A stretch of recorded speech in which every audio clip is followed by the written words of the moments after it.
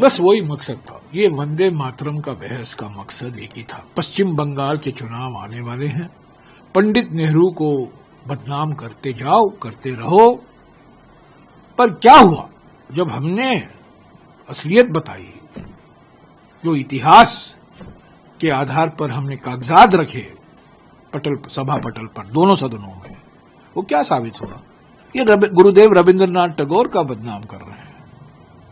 एक चाहते थे कि बंकिम चंद्र चट्टोपाध्याय की जो उनके याददाश्त में हम ये कर रहे हैं, उनका 150वां जो ये एनिवर्सरी है वंदे मातरम का, उसको हम मना रहे हैं, उनको नमन कर रहे हैं।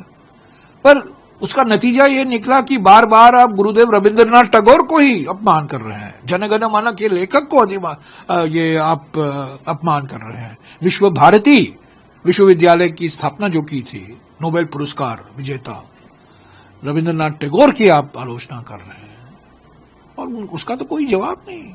इतिहास तोड़ मरोड़ कर, इतिहास प्रधानमंत्री ने, गृह मंत्री ने, हमारे राज्यसभा बीजेपी अध्यक्ष जो लीडर ऑफ द हाउस है राज्यसभा में, जेपी नड्डा साहब ने, मैंने तो उनका पूरा खंडन किया। लोकसभा में तो प्रियंका जी ने उसका पूरा खंडन किया, और राज्यसभा में हमारे नेता प्रतिपक्ष मल्लिकार्जुन खड़गे जी।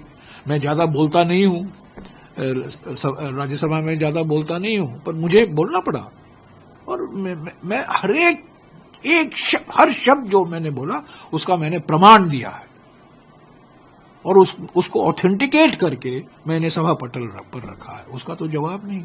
और राजनाथ सिंह देखिए, कहते हैं नेहरू और बाबरी मस्जिद के बारे में उन्होंने कुछ टिप्पणियां, आलोचना की, और उन्होंने कहा कि मणिबेन पटेल के डायरी में से ये लिखा गया है। तो मैंने उनको दिखाया, मणिबेन पटेल का डायरी दिखाया, ओरिजिनल डायरी गुजराती में है, आप पढ़िए।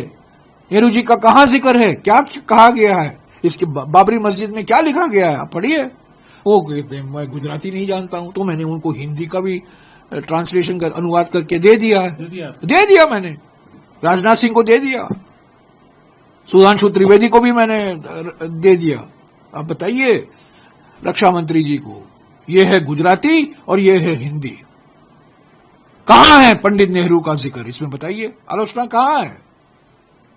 तो ये ऐसी, मैंने कहा राज्यसभा में, एक सोबर व्यक्ति बड़े संयम से बात करते हैं, हम उनका मैं बहुत सम्मान करता हूं। वाजपेयी जी के बाद अगर एक नेता हैं तो हमारे राजनाथ सिंह जी हैं, पर राजनाथ सिंह जी को भी मजबूर होना पड़ा, क्योंकि हवा है ना, ये प्रधानमंत्री और गृह मंत्री ने एक हवा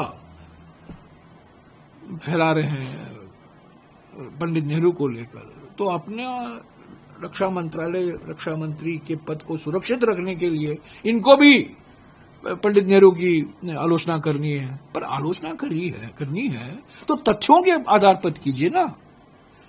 मणिबेन पटेल की डायरी में लिखा गया, अरे भाई मणिबेन पटेल का डायरी देखिए, गुजराती का डायरी है,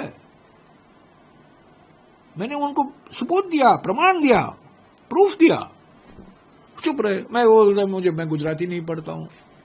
लेकिन आप लोगों तो मैंने उनको कहा, मैं कहना चाहता था पर मैंने नहीं कहा कि अगर आप इस सरकार में बचना चाहिए